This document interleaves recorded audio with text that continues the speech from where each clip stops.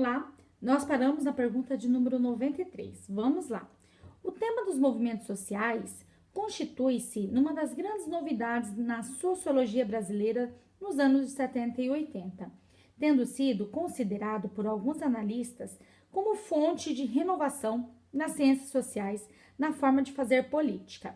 O destaque inicial foi a emergência dos movimentos sociais populares e urbanos, reivindicatórios de bens e equipamentos coletivos de consumo e questões em torno da moradia. Mais tarde, as lutas diziam respeito a campos temáticos, tais como meio ambiente, direitos humanos, gênero, questões étnicos, raciais, religiosas, movimentos culturais e etc. Já nos anos de 1990, alguns movimentos se articularam com as formas institucionalizadas de participação social, presentes nos inúmeros conselhos, especialmente os conselhos gestores, os conselhos de representação municipal, os conselhos do orçamento participativo e etc. A partir dessa breve incursão histórica, construída por Maria da Glória Go em seu livro Movimentos Sociais no Início do Século XXI, é possível afirmar: 1. Os movimentos sociais são ações individuais de caráter sociopolítico e cultural que viabilizam distintas formas de grupos particulares se organizarem e expressarem suas demandas. Pessoal, está errada. Os movimentos sociais são ações de caráter coletivo. Os movimentos sociais são coletivos e não individuais, tá? Beleza? Então, essa alternativa está errada. 2. Na ação concreta dos movimentos sociais, adotam-se diferentes estratégias que variam da simples denúncia, passando pela pressão direta, mobilização, marchas, concentrações, passeatas, distúrbios à ordem constituídas, atos de desobediência civil, negociação, etc., até pressões indiretas. Correta, pessoal. Os movimentos sociais, eles adotam diferentes estratégias, tá? Desde simples denúncias, até mesmo em relação a questionamentos da ordem econômica, ordem política. Então, essa alternativa está correta. 3. Na atualidade, os principais movimentos sociais atuam por meio de redes sociais, locais, regionais, nacionais e internacionais, e utiliza-se muito dos novos meios de comunicação e informação, como a internet. Sem dúvida nenhuma. Na atualidade, os movimentos sociais, eles acabam se utilizando desses meios de comunicação para difundir a sua forma de ver o mundo, a sua forma de pensar. Então, essa alternativa está correta. 4. Tanto os movimentos sociais dos anos 80 como os atuais têm construído representações simbólicas afirmativas por meio de discursos e práticas. Correta, essa alternativa está correta. Os movimentos sociais, tanto dos anos de 1980 como atualmente, eles utilizam eles constroem, na verdade, representações simbólicas para afirmar o seu discurso, a sua prática. Então, essa alternativa está correta. 5.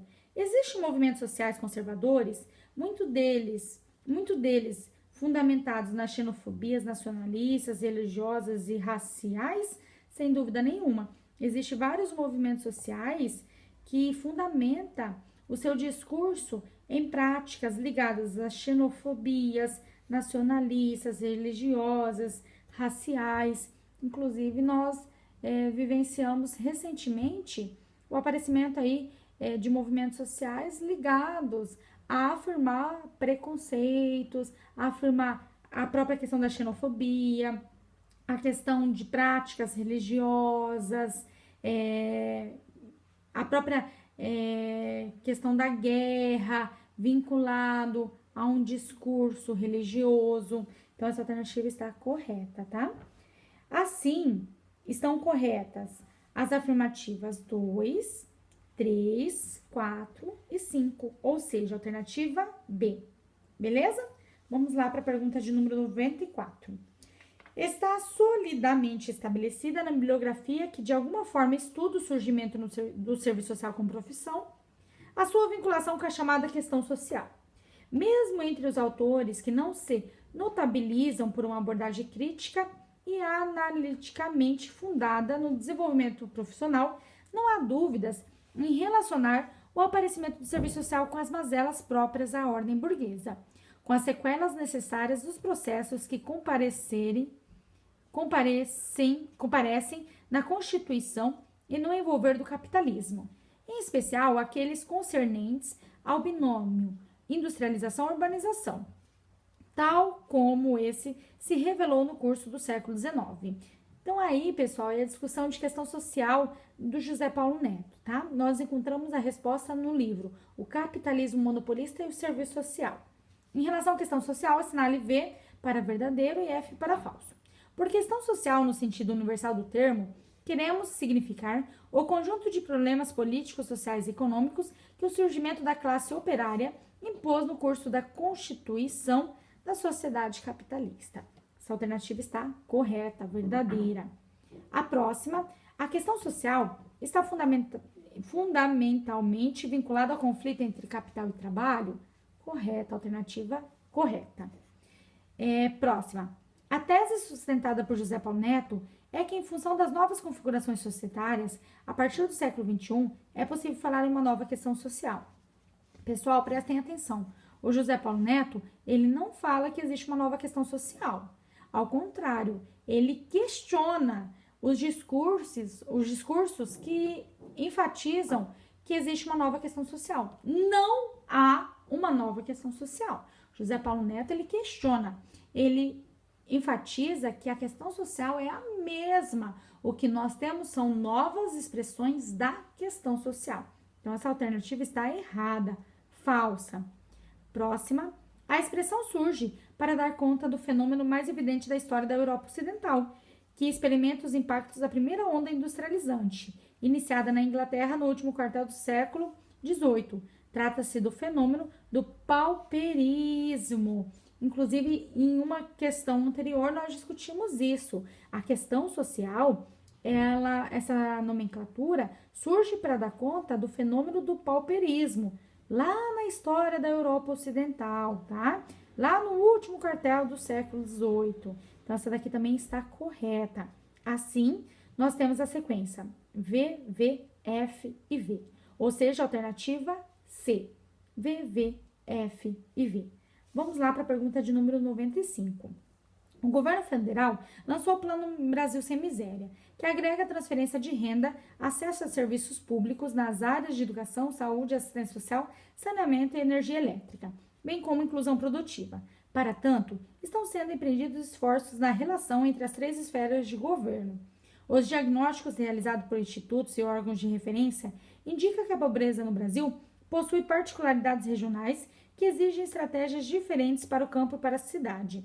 Sobre os aspectos essenciais da operacionalização do Plano Brasil Sem Miséria, analise as proposições a seguir. Pessoal, lembrando que essa prova ela foi realizada no ano de, se eu não me engano, 2011, né? Isso, 2011. Então, era a época do auge do Plano Brasil Sem Miséria, beleza? Por isso que, como esse plano, ele foi um plano lá de 2011, eu não vou ficar discutindo muitas alternativas dessa questão, tá? Já vou tentar ir direto para a correta.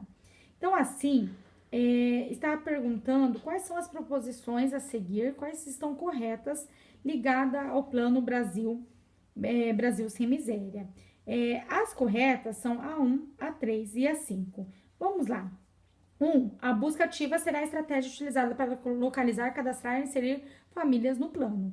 Quando nós analisamos o Plano Brasil Sem Miséria, é relatado muito sobre a questão da busca ativa, tá? Então, a busca ativa, ela foi uma estratégia utilizada para localizar, cadastrar, inserir famílias no plano.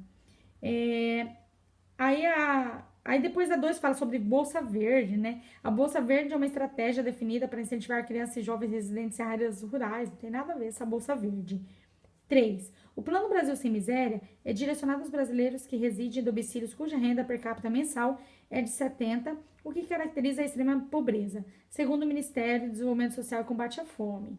Então, na época, essa alternativa estava correta, tá? O Plano Brasil Sem Miséria, ele era direcionado aos brasileiros que residiam em domicílios cuja renda per capita mensal é de R$ 70, o que caracteriza a extrema pobreza. segundo o Ministério do Desenvolvimento Social e Combate à Fome. Na verdade, nós nem temos mais esse ministério, tá? Então, 4. O Plano Brasil Sem Miséria aprimorou o programa Comunidade Solidária, iniciado no governo de Fernando Henrique Cardoso. E ampliou suas metas para erradicar a extrema miséria. Tem nada a ver essa alternativa também. E 5. Os Centros de Referência de Assistência Social foram definidos como pontos de atendimento dos programas do Plano Brasil Sem Miséria.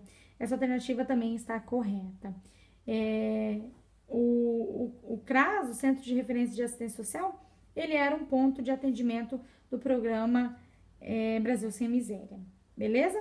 Então, assim, as alternativas corretas é a alternativa 1, que fala da busca ativa. A alternativa 3, que fala que o Plano Brasil Sem Miséria era direcionado aos brasileiros que residiam em domicílios cuja renda per capita mensal é de 70, o que caracteriza a extrema pobreza, segundo o MDS. E o 5, os CRAS seriam os pontos de atendimento dos programas do Plano Brasil Sem Miséria. Então, assim, a alternativa correta é a alternativa D, tá? Beleza, pessoal? Então, não vou me alongar nessa pergunta, porque ela é situada a um tempo histórico, e essa prova foi no ano de 2011. E hoje nós sabemos que o próprio governo federal ele tem um outro direcionamento. Então, vamos lá para o próximo vídeo para continuar a partir da pergunta de número 96. Até mais!